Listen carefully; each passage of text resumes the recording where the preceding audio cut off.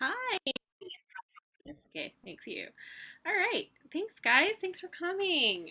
It's so good to have you. Let me read both of your bios. I love your background, Laura.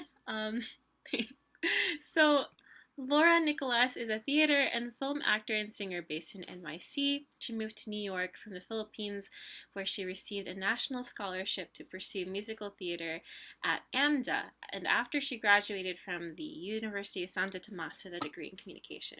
She played Kim in Miss Saigon, in the historic Count Basie Theater in Red Bank, New Jersey, and in Fort Collins, Colorado, for which she won a Broadway World Denver Best Actress Award. She originated the role of Hannah in Stinky Kids the Musical, the 2012 Off Broadway Alliance Award winner for Best Family Musical. Her other favorite credits include regional productions of Rent, Avenue Q, the 25th annual Putnam County Spelling Bee, and West Side Story, among others. She has performed all over the US, the Philippines, and also headlined several show tunes concerts in Tokyo, Japan in 2017 and 2018. She plays Megan in the first Filipino American musical feature film, The Girl Who Left Home, starring Paulo Montalban and Emmy Coligado. There you go. Liana Santa Ana made her Broadway debut in the revival of one second. We're gonna allow this person in. Okay, here we go. So Liana Santa Ana made her Broadway debut in the revival of Miss Saigon at the Broadway Theater as Kim. She is a U.S. Presidential Scholar in the Arts, winner of the National Young Arts Foundation competition in theater, amateur night at the Apollo Star of Tomorrow season champion, four-time winner, the first and only Filipino American champion in its 78-year history, World Championships of Performing Arts Junior Grand Champion. There's a lot of them. You are a winner. She has performed during the U.S. Open Tennis Championships, top ranks World Championship boxing fights in the NBA playoffs at Madison Square Garden, as well as the MetLife Stadium during the New York Giants versus New York Jets game. She has been featured and performed on Good Day New York and Good Day Street Talk. Liana also appeared at the 2010 Macy's Thanksgiving Day Parade with Grammy Award winner Gladys Knight. She has performed at some of the world's best known music venues, such as Carnegie Hall, Lincoln Center, Time Warner Center, Brooklyn Academy of Music, and Stone Pony. And she's also performed in front of the Obamas at the White House. So, wow, okay.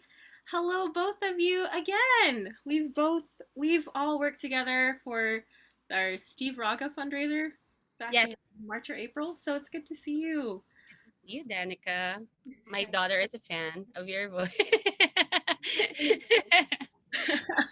I have a 22-month-old. Yeah. Anyway. Yeah. And hey, Liana. How are you guys? How are you both doing? Good, doing good, feeling good. Glad to be here. Great. Me Thanks too. for coming on. And you guys have both caught part of the end of our lecture. So, any thoughts about that or class? No, it's totally legit. Like what that guy was saying. I did The Girl Who Left Home, and the lead in it, her name is Haven Everly.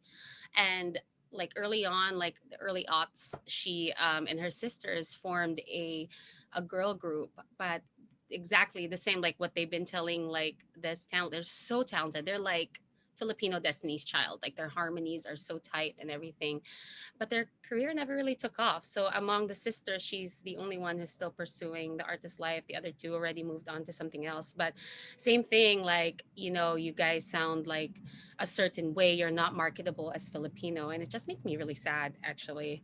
And she's like super talented. Her name is Haven Everly.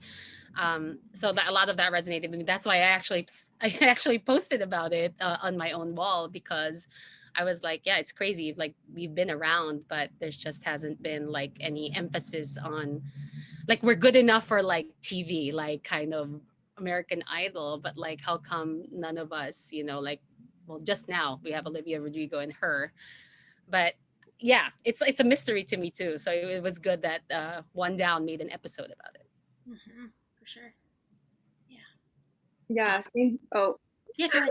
no, same here. I think that video really speaks to like who is sort of accepted into the mainstream, and like I think like Olivia Rodrigo has been a conversation, like I've had conversations about Olivia Rodrigo and her success, and like the sort of like backlash she's facing from like being called white passing, like, and like also sort of like neglecting her Filipino-ness and her like identity as a BIPOC artist. But like at the same time, it like doesn't hold like institutions accountable of like only really sort of seeing any amount of success in like people who are closer to whiteness. And so like it really is disheartening to see that a lot of the backlash is on Olivia Rodrigo's end instead of like actually holding like I don't know, like all these like white creatives are like accountable. So yeah, I think that video really spoke to that, and it really goes to show like how so much talent, how there's so much Filipino talent, but like for like certain reasons that like nobody really wants to say, like they're not as acknowledged as like being somebody who can make it. Yeah. For sure. No, you're both right. Yes. And I just wanted to say that so for our two students who are here today, Crystal is missing, and we have one of our former students, John. If you guys have any questions, hold them off till the end, but please definitely do ask questions. So yeah. So talk to me. What are some interesting things that happened during the pandemic for you? How? Liana, you want to go first? Let me think about that. I don't know. I think it was like definitely it was really weird sort of not having like the theater industry to like turn to because everything was shut down, but at the same time like I don't know, I feel like there were a lot of like productive conversations about like imagining what the theater industry could be. I work primarily in theater, and so that's like the circles that I'm part of.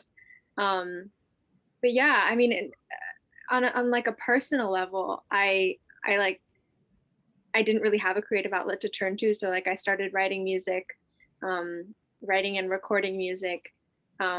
Still very new to it, but it's been very fulfilling for me. I currently am pursuing a degree in race and ethnicity studies at the school, Columbia. So it's been really fulfilling for me to sort of integrate what I'm learning about in school into my own art, and find a way to balance my like my passions in the educational realm and also my creative endeavors.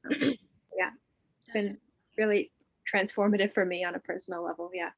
Yeah, and you even released the song White Academia, which is amazing, by the way, on Spotify. And you should definitely, everybody should listen to it. It talks so much of what, like, if we could sing a song that talks about our experience, that's it. Definitely go take a listen. It's a great job. So, how did each of you get your start in the music and theater industry? Whoever wants to go first. Well, for me, I was always like singing like for a very young age. Like I grew up in the Philippines. I don't know. You said that in my bio, right? I grew up in the Philippines, so like at a very early age, I was already like every time Lea Salonga would come on in the news, I was like, that's what I wanted to be. Um, like I like idolized her and everything. I pretty much tried to pattern my voice with how she sang, and like kind of taught myself like the Disney princess mix, so to speak. And yeah, so like at very young age, like I knew like I wanted to perform. And but as you know, with any Filipino, like we're not really sure like what that kind of like would look like. So I went to pursue something else in college. I went for communication arts. I graduated from that, went here on vacation, and met my boyfriend now. And while I was on that vacation, my boyfriend, husband now. And while I was on that vacation, I auditioned for AMDA because it's like kind of like a part of me that I kind of never really quite explored aside from performing in school and in church. But I wanted to kind of just like explore that possibility, like what would happen. Like I didn't want to be like 41 day and never knowing what it was like, to go for it. So I auditioned for AMDA, the American Musical and Dramatic Academy, and I got in. And then yeah, the rest was history. So that's like kind of like the Cliff's Notes version. Yeah. Yeah, great. How about you, Liana?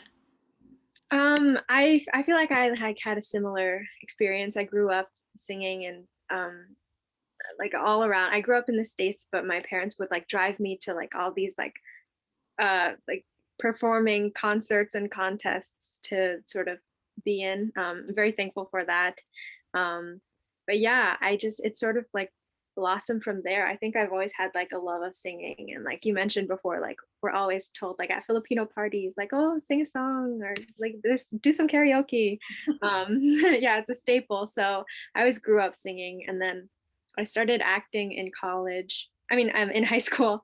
Um, yeah, because I like auditioned randomly for the like performing arts school in my district, and I was like very lucky to get in. And that sort of inspired my love for acting, and yeah, everything just sort of like spiraled from there, and I'm here just floating around trying to navigate the industry as a young Filipina woman. Yeah, it's yeah, exciting and scary and fun too. So, Laura, when you made the transition over from the Philippines to the US, what did you find the most challenging and the most rewarding parts? Oh, um, challenging.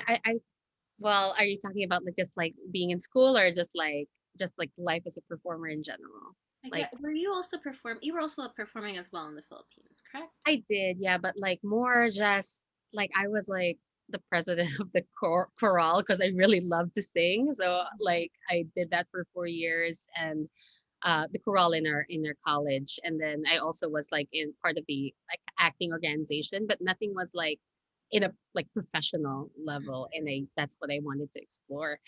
Like first challenge that I could really say was like when I went to school here for the first time, I was just like had a very different picture of what it was going to be like. But that first 2 semesters ended up being very kind of lonely for me. I remembered, like I don't know what it was. Maybe it was just the class that I was in, but just like feeling like a bit like a fish out of water. Mm-hmm. Like just like I remembered I was assigned home from Beauty and the Beast. I just straight up bawled while I sang the song because I just like it's like although like there were two Filipinos in my class as well, but like they both grew up here and we didn't really connect in such a level, and I felt like I was trying, but it's just like that kind of like very kind of just fresh off the boat kind of feel like nobody really understands you. So that's like really what my main challenge was just those first 2 years. But eventually once I was like in a different class, I was like, oh my gosh, like this is what life could be. It was a more kind of, I want to say, diverse class. Um, like that's when I was able to like really come out of my shell, and even as a performer, like I felt like I was able to like kind of bring in material that dared me, to kind of come out of my box. And yeah, but that's all I can remember for right now. Sorry. Yeah. Yeah. So, to both of you, you've both played Kim in Miss Saigon. Tell me, what were some of your favorite moments being part of one of the first shows that had true Filipino representation? And what are some reflections, if you have any, from your time there? We'll start with you, Liana. Yeah, I guess so. When I did Miss Saigon, I auditioned for it like very young. I was 16 when I started auditioning, and then 17, 18 when I did the show. So it was, I mean, I was still a kid, so it was like kind of, it was weird, and it felt like a dream the entire time because I was on Broadway and I was in high school in the daytime, and like it's just kind of so strange. I think some of well, what really made it so defining for me was the cast. I mean, we got along. I personally, I got along well with everyone, and they were all like older brothers and sisters, and so it was just so lovely for me to be welcomed into that sort of family environment at such a young age, and like being in a majority Asian show too. I think that really helped me identify more with my Filipino-ness and like come into like actually being Asian, because I grew up in a predominantly white neighborhood and in a predominantly white school system. So it was just very much it was really transformative for me, and like really it really helped me come into my identity as an Asian person. I think though, looking back on it and like reflecting on my experience, I think being in that show is the reason I was inspired to pursue a degree in race and ethnicity studies, because of the show's content and how it is like problematic at times. Like, yes, it's really great to have that Filipino representation in the show, especially with Leia. Like all of the milestones that she broke and all of the barriers that she broke, and like I think me, I I don't know. I like there was just a lot of moments where I'd be like, is this show? I don't know. Does it serve us in the current day? And so there was a lot of reflecting for me as I was in the show. As I was in the show and as I left the show. Um, so yeah, I don't know. I think overall it was a really good experience for me. I think it really helped me come into who I am today, and also like just inspired this whole other journey for me outside of performing, into a really exciting field where I like study um, how race is created and how people are perceived. Um, so yeah, I'm overall grateful for the experience, but definitely a lot to learn from it as well. That's amazing. It's great that you've taken your one experience, your performing experience, and applied it to what you do now, what you hope to do in the future. That's great. So, Laura, your turn. For me, like it was a dream come true because like I've said, like I've been like singing these songs since I was 5 years old. I had no idea what it was at that time, but like I just like hear a snippet of it in like the news and like try to mimic what I could hear. And to be to have been like cast. So I've done the show 3 times.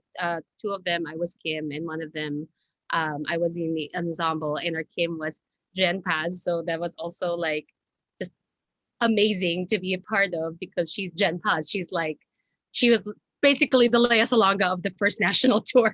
So I was like majorly geeking out. So the first time, like Liana is right, it really was like a dream. It was like every day I would go to rehearsal like if I was in Disneyland. Like it just makes me feel so special. It makes me feel like I'm such in a long line of Filipino artists who are doing this, and like it's kind of like a legacy that you handle with care. Like we've done like for each production, we've done like something between like the engineer and Kim. That's like apparently like a tradition that other like all Miss Saigon casts do. And what's really special about the show, I know like a lot of people say it didn't really age well, whatever, but like it was my first all Asian cast and mostly Asian cast, and it's just like we were such a family.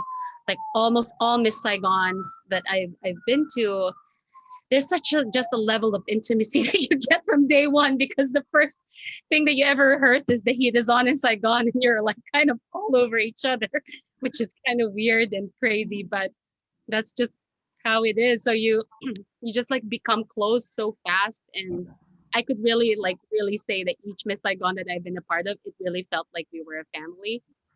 So I don't know if that answers your question, but like to me, like that the show just meant so much to me, and being on it just like felt the most amazing thing in the world. And even though like now the people, like I get it, like I get the criticism about it, but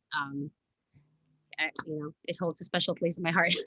That's how else to say it. Sure, definitely. So, from that, what is something that you both wish you could see different in the theater industry? Hmm. anyone? Yeah. Yeah. You want to go or? There you go. Because you touched on it earlier, and one of the things that you said, you could Yeah. expand on that. Yeah. I mean, first I want to say, like, I think both of what we're saying, like that we found such beautiful communities in each production that we did with Saigon. I think it goes to show like how kind of alienating sometimes it feels in like the theater industry and like working in a predominantly white industry, especially like as an Asian person, especially as a BIPOC artist. Like it can be really draining to have to sort of like navigate these predominantly white spaces. But when we're finally in communities that like who's in communities who share our identities, it's so refreshing and also just like sort of a relief to not have to like put on a mask the entire time.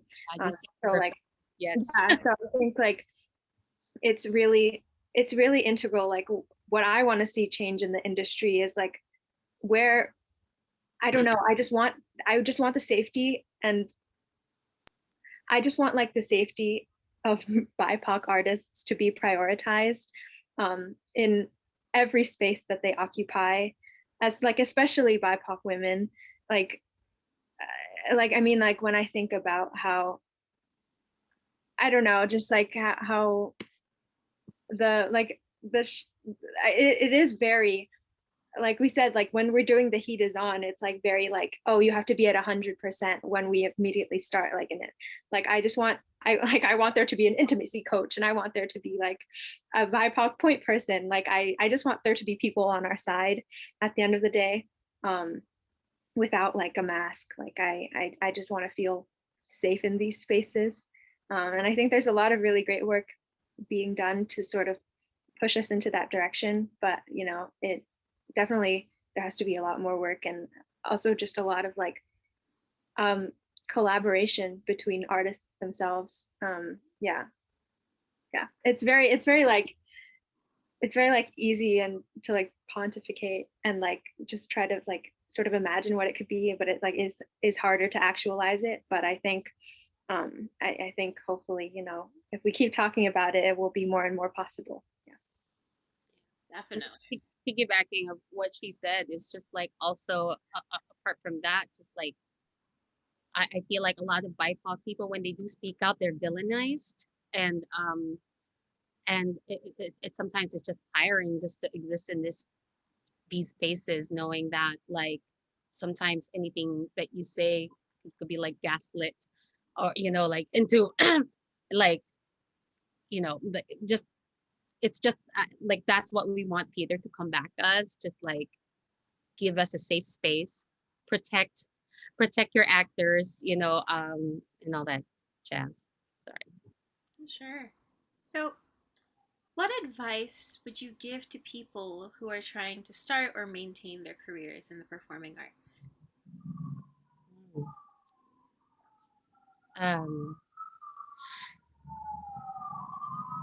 this is cliche, but like be you, bring yourself in, and like be like, you don't have to kind of dim your light to fit in. Like you could be yourself, and just kind of like for me, even like as a Filipino, like I put like my heart and soul into like every thing that I've been like tapped to do, big or small. And like you shouldn't be thinking, oh, this is just like a whatever thing, like whatever thing to participate on. Like you should be like kind of shine your bright light, like you're not just representing yourself, you're representing also being a Filipino in this industry, and Filipinos are world-class talent. And so I just say like be the kind of like be the best that you could be, and don't dim your light, just keep on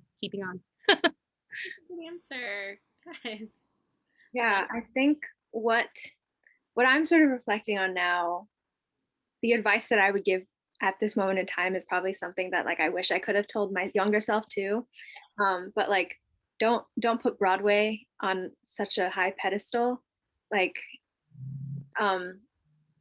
it I don't like I think just the New York theater scene in general, like, I mean, what, let me rephrase this. The advice that I would give myself is like, art exists like outside of Broadway, and it, to be recognized by Broadway doesn't necessarily, it shouldn't equate to success, and it shouldn't equate to like whether or not you've made it. Because I think when I like, especially when I was auditioning, like after Saigon, I so much of my identity had to do, and my mental health like had to do with like making it on Broadway and like sustaining myself on Broadway, without recognizing that so much incredible and uplifting and just really necessary art happens outside of Broadway.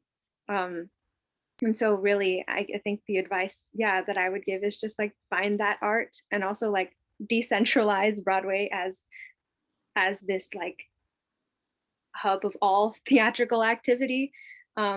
Because like doing that is like kind of, I don't know, it's just like it makes Broadway even more inaccessible, especially to like I don't know, um at theater makers from underprivileged backgrounds. And um like I was having a conversation with my friend the other day, who grew up in the Bay, who's Filipino, but he was just talking about like how there is no there is no theatrical framework that is like sustainable outside of Broadway, or like the New York theater scene. But at the same time, like it's so inaccessible for lower income people who live outside of the city. And so, yeah, I've been, that's just what I've been reflecting on over the past couple of days. But yeah, I don't know if this is like super tangible advice, but like, decentralized Broadway. Yeah, that's all. A lot of gatekeeping involved with Broadway and the music industry, definitely. Yeah. And, especially, I mean, the classical industry, like, there's definitely like a money level.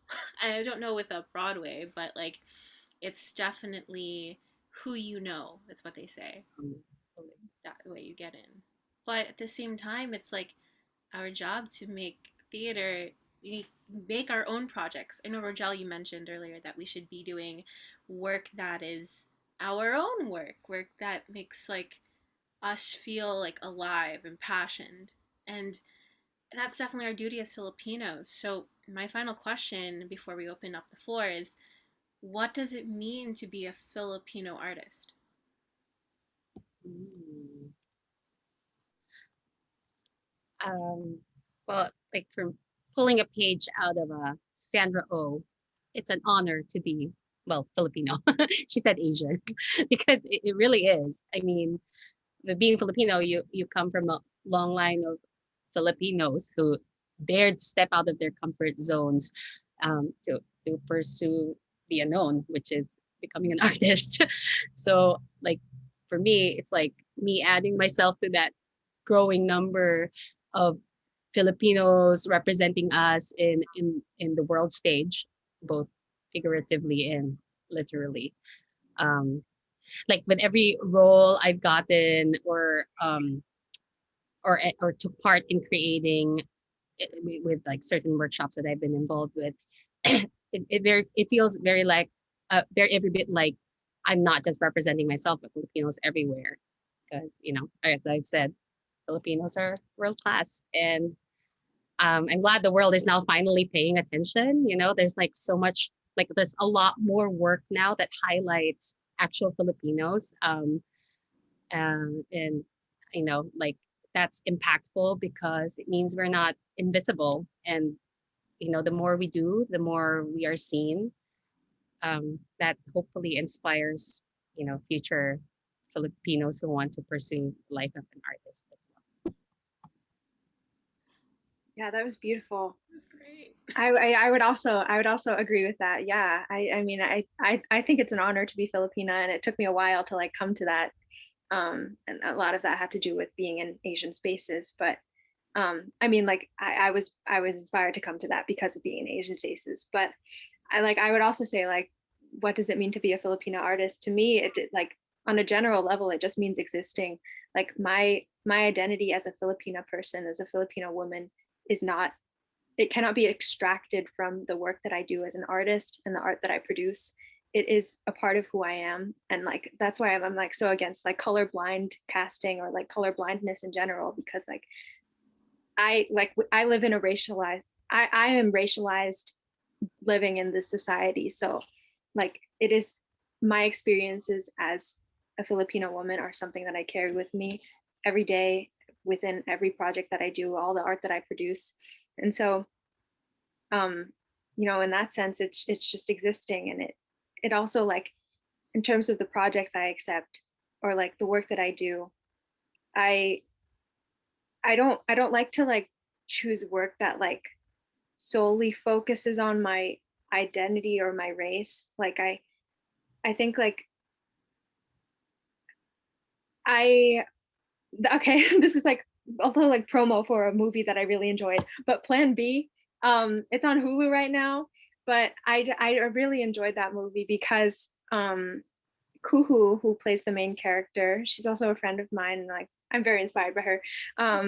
But like she like that was a movie where I felt like her she's Indian, so like the character's Indian as well, but like it was like it was written as though like her Indianness was not like the punchline of jokes or like it wasn't what made her her character, but like rather just her humanity. And so like the movie was able to recognize that without like extrapolating on her like her Indianness being so, like just her personality trait. Like she was so much more than that. And so like that's the art that I want to see, that that recognizes that we live in a racialized society, but like also doesn't solely keep like, you know, pushing it at that like, I don't know, making jokes about Indianness or like making jokes about Filipino-ness. Like it recognizes that like we are also people too. So yeah, I think I like went on a tangent there, but I really wanted to say that. No, I totally get what you're saying. Yeah. Maybe the world is Star Trek. Like we're just like people just they exist and aliens exist and they all live in harmony. Like you don't have to be like, you know, kind of like they honor their differences, but at the same time, like you don't have to. I don't know. I went on a tangent there because I'm a geek. So, but like sometimes I would watch Star Trek and I was like, why can't the world be like this? Like, you know, oh, like why can't just an Asian person be like an Asian person without being the token Asian person that Yes. the jokes, you know? So I totally get what you're saying, Liana. You did not Mhm. go off the tangent. I did. Or definitely like in like black movies, we never see black joy, you know? Yeah. Those kinds of things. But Mhm. you guys are both definitely right. And thank you for both coming on. So to our audience, do you guys have any questions for both Liana and Laura? Your job. Hi. Hi. I just want to first off start with saying thank you all for everything you said. It's all so inspiring and it's all been so beautiful. You know, going off the most recent point that Liana started about, you know, Filipino artists just existing, you know, it makes me think of a point that I thought about as I was coming to terms with myself and my identity as a queer person and thinking about, you know, queer representation, not only in American media, but also like Filipino media, you know, being Filipino and being queer and, you know, thinking about, um, you know, the perceptions of myself as a queer person in, in Filipino spaces, you know, how my parents perceive me and like, you know, how they perceive queers, you know, just because of what's been shown on the media and also like, you know, religious upbringings. But you know, it there came a time when I like realized that, you know, what do I want to see in the media in returns of like in terms of representations, like, you know, not just the token like queer person, but you know, just a person who happens to be queer, you know, just the humanity of that. And you know, I just think that's a beautiful point. But the question I have is, you know, as an artist, I primarily work in education right now, but I've been so inspired by, you know, many different experiences and stories.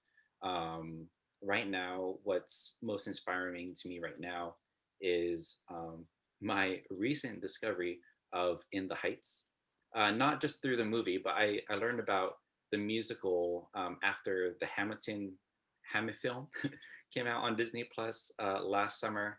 And then, looking back at Lin-Manuel Miranda's works and then learning about In the Heights and, how amazing it is for, that type of like Latin, Afro-Latin like representation in musical theater. I'm not much of a musical theater person myself. I'm more of an instrumentalist than I am a singer. But as an artist and someone who wants to create art and try to bring Filipinos to the forefront, I've thought about being inspired by In the Heights and what that does for the Latin, Afro-Latin community. I want to, if possible, I would love to see something for the Filipinos in that, same genre, in that same, regard, whether it be myself attempting to try to create it or finding it elsewhere. I also love Anna's point about, art exists outside of Broadway as well, right? At least with regards to like musical theater. And so I was wondering, if there was a story to be told or created about the Filipino experience, what is a story that you would like to see on the stage or like in the media? If we were to create our own, you know, musical theater show, like what would you want to see? Um, Question.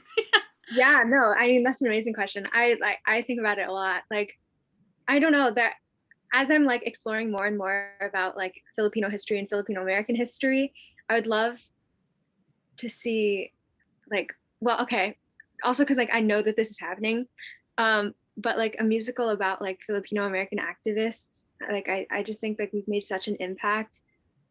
I mean, we're so much a part of American history, like like we really are, and it seems to be selectively forgotten. But I would love to see a musical about Larry Itliong, or like um like or about like World War II, like the U.S. and like Filipino involvement in World War II, and like um there's like a black soldier who fought, I think, in World War II, but he's called like Daniel Fagan, I believe. And like he like fell in love with a Filipina woman, and like that would be really cool. It would be a really cool story to like, if they ever made a musical about it, like that would be so cool. Um and just to like also explore race relations that way, like I don't know, I think there's just like so much material. And like even within the Heights, like a lot of Filipinos can relate to those experiences. Like granted, like they're not the same, and like we can't like equate them, but like at the same time we share so many experiences. um and yeah, I don't know, there's just so much material to choose from. I would love, I'm also like I like historical stuff, so like love to see that. But yeah, also like, sorry, oh my god, I'm getting so like inspired. But like we just have like such cool mythology too. Like it would be so cool to see like musicals about that. There's just so much material. All that to say, yeah. I will side note with this with two things that like there is Magno Rubio, right? But It was a play. it was a play, so yeah. It's a play. Also, if you like history, you should totally join Fawns, Liana. Just saying. Fawns Metro New York. Okay. All right, Laura, your turn. For me, oh, there's several. So I'm also a huge nerd. So like, yeah, like something about like just Filipino mythology would be amazing. Like I've just recently binge watched Trece, which I think is like amazing. Like what a musical about that. I don't know. I don't know. But that's just me because I'm a little kind of like weird. I like a swang and stuff like that. So I don't know. But I really would like to see a musical about the EDSA revolution that's kind of similar to how Here Lies Love did it, but not in the perspective of Imelda. Like I like someone make that please, because like Imelda is such a she is kind of a very polarizing character. And I actually did the like the first workshop of Here Lies Love a while back, and just the whole time like the songs were great, and like it's great. It's like if I'm surrounded by Filipinos, it was like amazing. But like also like a part of me, I was like, why Imelda? I don't know. But sorry, I don't know if you're into Marcos, but for me, like I just would like to see the other kind of like side of the coin, but in the style of like that kind of music. I think that would be really interesting as well. My friend is developing right now a musical about Alfonso Osorio, who Ooh. is the well, like I don't know if I'm allowed to say that, but like just like something like that too. Like kind of he's like the first Filipino to own the largest estate in the Hamptons during his time. And I think this was around, he was like a great Gatsby kind of guy, but he's like Filipino apparently. And he has a very interesting life. He was the first man to own a Jackson Pollock. Um, and like, I'm interested to see what he's going to do with that. But, and apparently he's also, he's, I think gay. So I don't know. So those are the kind of stories I want to hear. Definitely. And oh my gosh, that your point about Here Lies Love is so true. I was talking about this the last class that we had, and I was just like, the music is so catchy, but the story just like, oh, just I don't get it. Like, why glorify the Yeah, like, that was also kind of like my feelings? problem with it, but you know. For sure. Anybody else have any questions? I'm gonna count to 7. But I have a quick small okay. question. Um, Oh my god. with my, I grew up more of an instrumentalist than a singer, as I mentioned earlier. But I would love to, maybe, I don't know if it's within the cards within my future. Of course, that's talking down about like myself and my value, but um, I'm interested in like hearing what was your musical training that led you to land the roles that you have? Um, I know that Liana, you started you were played Kim very young, and Laura, you went to college for communications. So I'm just curious, like, what kind of training, like, where did you learn how to sing? Of course, I'm like many of us, like, sing on our own, growing up. Um, but yeah, like, what helped to lead you to land the roles you got?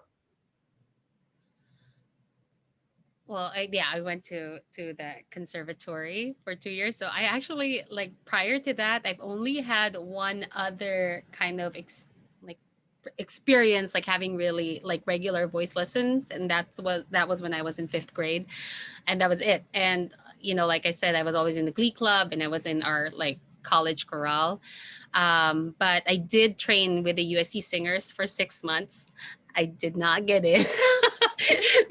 Yeah, I did not. I mean, like, I think my voice was too like bright, and for something like the USC singers, classical singing, like they're very, like everyone has to kind of remain the same. But I have that kind of like I had that stick out voice. Uh, Mr. Kalala, Miss Sir Fidel Kalala would be just so mad, like, who is that? It's the Sopranos. Who is that? And I'm like, oh my god, it's me. And it was kind of scary for me. But as you know, it's like when God opens what do you call it? When God closes a door, He opens a window. Because had I gone with the USC singers, I wouldn't have gone on the path that I was in to get into AMDA, because it all kind of, long story short, it's like if I went on tour with them, I never would have met my husband, and I wouldn't have been encouraged to audition for AMDA. So it was kind of like a domino effect of that. But the conservatory that I was in, it really helped me a lot, kind of like have some kind of formal training with my voice. And it's where I learned how to belt. I thought before that, no, like my kind of belt is not the belt that people want to hear. I don't know why I thought that. But but like, yeah, like my teacher was like, you could totally do it. And I thought before that all I could do was like sweet Disney princess type of songs, and AMDA kind of helped me bring out that side of me. So Yes, that's so amazing. That's so cool. That just like you can really trace your trajectory to like what like was seemingly a rejection, but like it actually put you on a path towards like just this amazing journey. yeah. Yeah, I think for me, I like grew up in singing lessons. I went to I grew up in Staten Island, and then I moved to Freehold. But while I was in Staten Island, I went to my first voice teacher was Elaine Kennerly at Snug Harbor. She was wonderful, and I like still credit her to like just like shaping me as a singer. Um, yeah, so I did a lot of like voice training growing up. I entered like piano lessons and guitar lessons for a little bit too. Um, yeah. Wait, sorry. And now I'm reading the chat. What do you recommend? If you wanted to pursue musical theater, just do it. Yeah, straight up do it. I think like just like convincing yourself that like it is plausible is probably the hardest part, because like we're told like, oh, you just have to start early, you have to start training early, but like no, it's really not the case. Just going out there and doing it, I think, is the hardest part. And like I would definitely recommend like singing lessons with with a singing teacher, just to like get that technique down.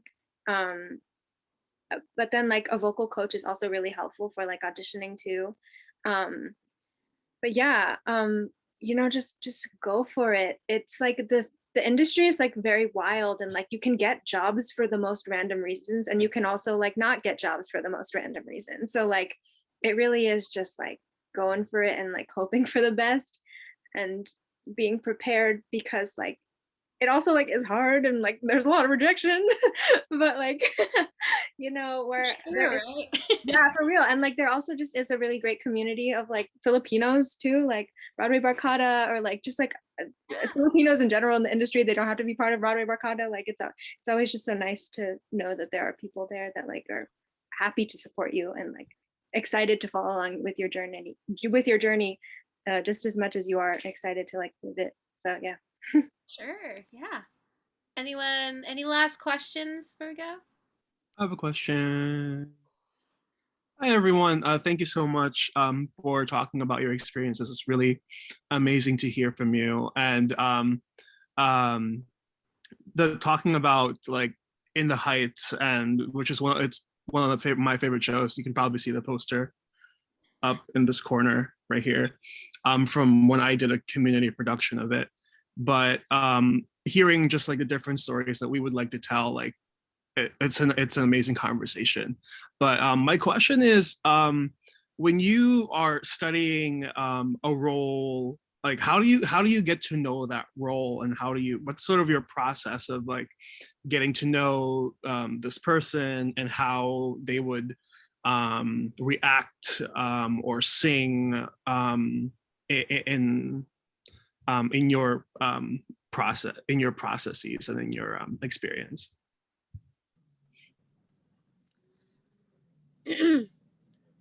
For me, I just like I read the script a lot. Like I want to know like this character in depth. And so like as far as your question for like how to sing like within the character, it's just like really really important is figuring out what happened the moment before, because a lot of like musical theater folk would tell you that kind of like in musical theater world, it's just like an extent, like singing is just an extension of what you're already kind of feeling on the inside, and it's just like put into song, because whatever it was, it's just like you couldn't contain it any longer with just words, that you have to sing it. So like really like it's really important to find out what's going on in the character's head the moment before.